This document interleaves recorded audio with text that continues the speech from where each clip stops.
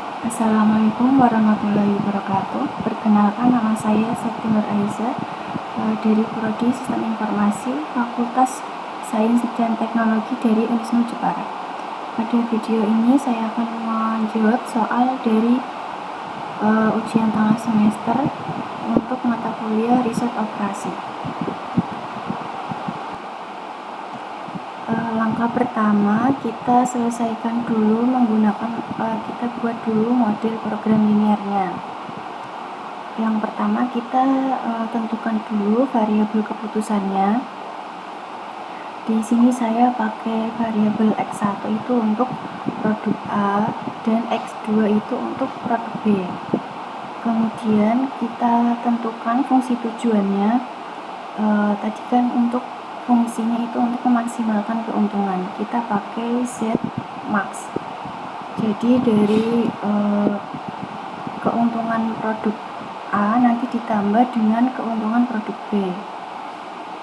Nah, kita masukkan ke dalam Z max ya, sama dengan 40.000 X1 ditambah 30.000 X2. Kalau kita rubah ke dalam menjadi persamaannya itu jadi sama dengan 0 ya, berarti Z min 40.000 X1 dikurangi 30.000 X2 sama dengan 0. Kemudian kita buat fungsi kendalanya. Fungsi kendala ini kita berdasarkan dari tabel yang kebutuhan sumber daya ini ya.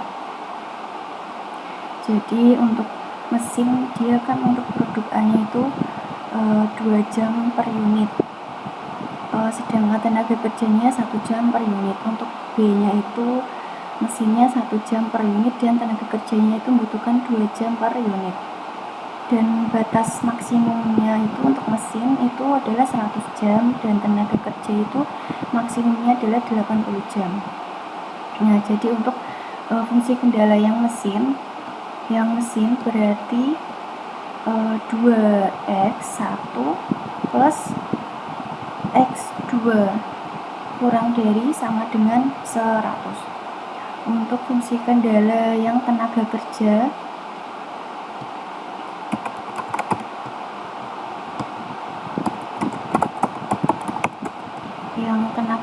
itu berarti X1 plus 2X2 kurang dari sama dengan 80. Kemudian kalau di metode simplex itu kita harus menambahkan variabel slack kepada fungsi kendala. Jadi dari fungsi kendala ini tadi kita tambahkan variabel slack ya, biasanya itu S1, S2 dan seterusnya. Kemudian untuk tanda kurang dari sama dengannya kita rubah jadi sama dengan. Jadi hasilnya untuk persamaan yang pertama 2X1 ditambah X2 plus S1 sama dengan 100. Untuk yang persamaan kedua X1 plus 2X2 plus S2 sama dengan 80.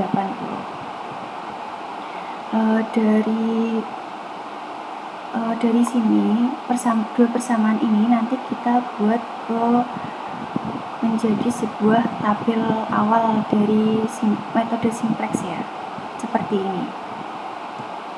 Untuk bentuk awal tabel simplexnya seperti ini, ada basis, ada kolom basis, kemudian ada kolom X1, X2, untuk S1, S2, kemudian ada nilai kanan. Untuk yang barisnya ada kolom S1, S2 dan juga Z. Ini jadi dari fungsi kendala ini kita masukkan ke dalam tabel ya, sebuah tabel. Kita susun ke dalam tabel. Untuk X1 nya yaitu 2, X2 nya itu adalah 1, kemudian S1 nya itu 1, S2 nya itu 0. Ini untuk yang persamaan yang pertama ini ya. Nah, nilai kanan ini adalah ini ya guys, nilai kanannya ini sama dengan 100. Ini kita masukkan ke dalam nilai kanan. Berarti untuk yang fungsi kendala kedua berarti dia X1 nya adalah 1, X2 nya itu adalah 2, S1 nya berarti kan 0 ya, dia nggak ada S1, adanya S2, S2 nya berarti 1. Nilai kanannya adalah 80. Dan untuk fungsi Z nya itu ini ya, X1 nya itu adalah min 40.000, untuk X2 nya min 30.000, S1 nya itu 0, S2 nya 0, dan nilai kanannya ini adalah 0. Jadi kita pakai persamaan fungsi tujuan yang ini. Nah, setelah itu kita menentukan kolom kunci, yaitu nilai negatif terbesar dari fungsi tujuan. Fungsi tujuannya itu berarti yang ini ya, berarti kita lihat dari baris ini yang ada nilai negatif terbesarnya itu yang mana, berarti itu adalah nilai kolom kunci. Kalau di sini adalah yang minus 40.000, berarti kolom X1 ini adalah kolom kunci, sebagai kolom kunci. Nah, sudah ketemu kolom kuncinya, kemudian tinggal menentukan baris kuncinya.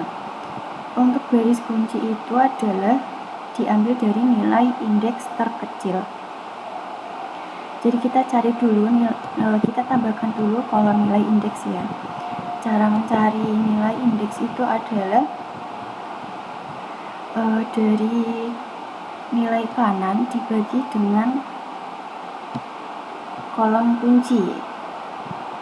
Jadi kalau di sini berarti nilai indeksnya adalah 100 dibagi 2, ketemunya 50. Untuk yang ini yang bawahnya berarti nilai kanannya itu 80 dibagi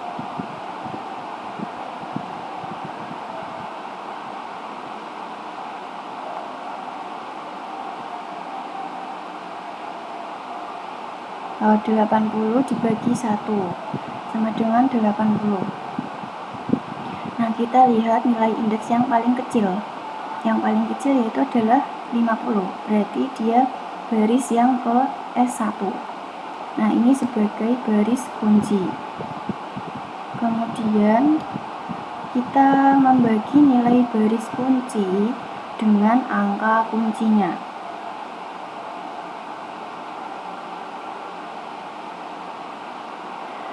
Angka kunci di sini berarti dia yang berada di kolom kunci dan baris kunci, yaitu 1. 2. 2 ini adalah sebagai angka kunci ya. Nah, jadi kita bagi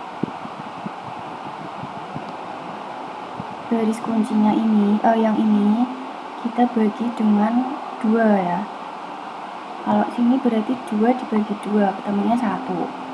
Kalau yang ini 1 dibagi 2 ketemunya 0,5. Yang ini 1 dibagi 2 ketemunya 0,5. Dan seterusnya. Ini berarti nilai kanannya itu adalah 100 dibagi 2 ketemu 50. Yang dibagi itu yang nilai barisnya aja ya, baris kuncinya. Kemudian setelah itu mengubah nilai baris selain baris kunci, berarti kita tinggal merubah yang baris ini selain baris kunci. Nah, caranya itu adalah nilai lama atau yang ada di tabel ini ya, dikurangi nilai kolom kunci, dikurangi yang kolom ini dikali nilai baris kunci. Nah, coba kita lihat nanti jadi hasilnya itu adalah tabel iterasi yang pertama ya. Berarti misal di sini kolom yang ini ya, berarti S2 ya. Kan tadinya nilainya 1. Nah, kita kurangi dengan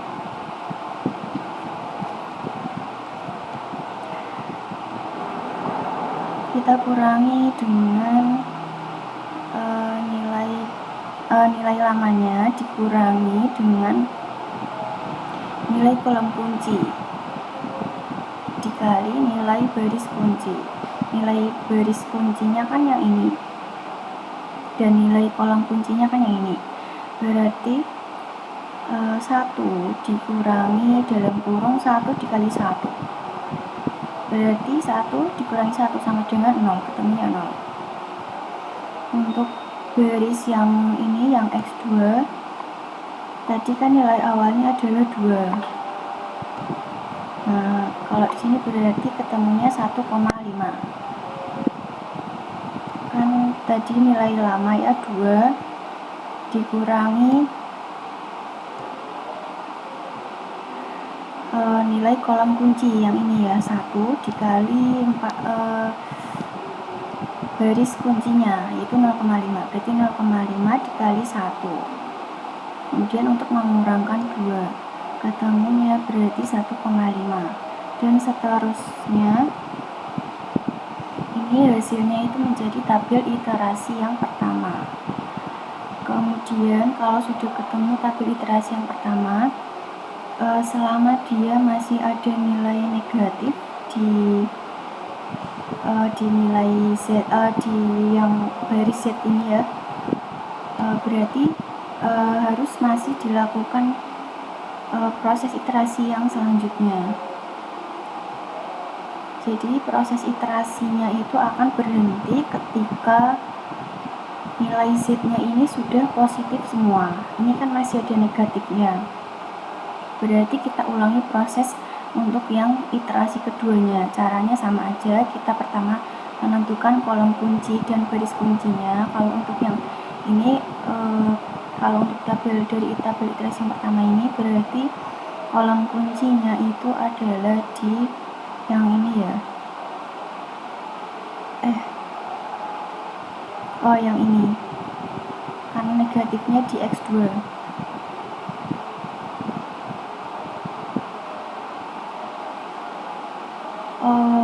Iya, ada yang kelewat, maaf.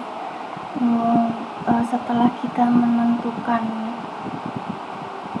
baris kunci, ini S1 ini berubah jadi X1 ya. Begitu juga nanti kalau misalnya baris kuncinya ada di S2, berarti kita rubah jadi X2. Nah, ini kan ketemunya kolom kuncinya ada di kolom X2 karena negatifnya ini yang min 10.000. Kemudian untuk baris kuncinya itu kita lihat nilai indeksnya paling kecil di yang baris S2, jadi nanti ini berubah jadi X2 kayak gini. Nah, kayak gini. Kemudian kita bagi nilai baris kunci dengan angka kuncinya, berarti baris yang ini kita bagi dengan 1,5, atau angka kuncinya kan 1,5. Nah, ketemunya ini ya hasilnya. Untuk X1 nya 0, X2 nya 1, S1 nya min 0,33, S2 nya 0,667, dan nilai kanannya jadi 20. Setelah itu kita ubah nilai baris kunci yang selain baris kunci. Nanti hasilnya jadi tabel iterasi yang kedua.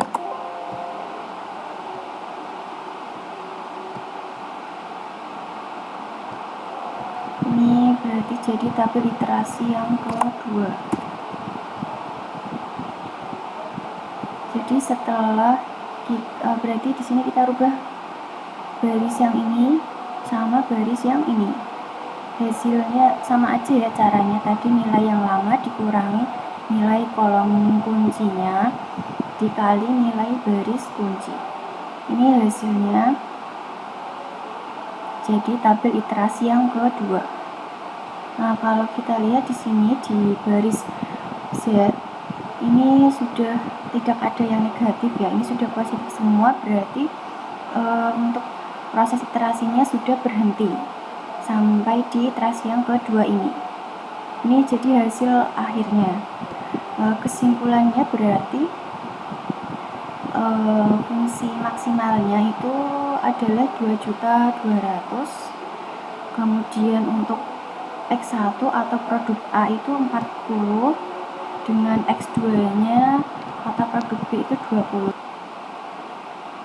Jadi untuk dapat memaksimalkan keuntungannya itu perusahaan harus memproduksi produk A itu sebanyak 40 unit dan produk B sebanyak 20 unit, dan akan mendapatkan keuntungan maksimalnya itu adalah 2.200.000. Sekian dari saya. Wassalamualaikum warahmatullahi wabarakatuh.